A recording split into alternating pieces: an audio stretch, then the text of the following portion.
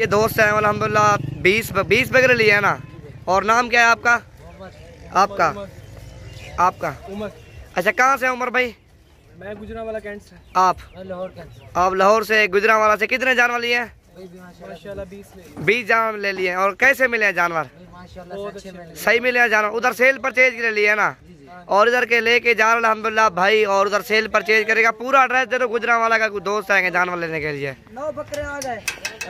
ये Gujranwala DC road पे। DC road है ना। आपका नाम क्या है दोबारा? मोहम्मद उमर। डीसी रोड पे मोहम्मद उमर भाई रहता है अल्हम्दुलिल्लाह। और इसी का आप पूछोगे ये जानवर आप ले सकते हो, सेल परचेज के लिए लेना, उधर सेल करोगे।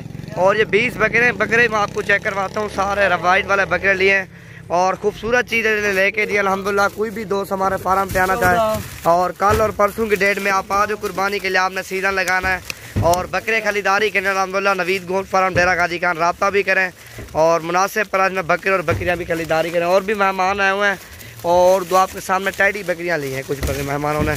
और ये कुर्बानी वाला साइज़ है 2020 के लिए, छोटा साइज़ लिया, दरमियाना साइज़।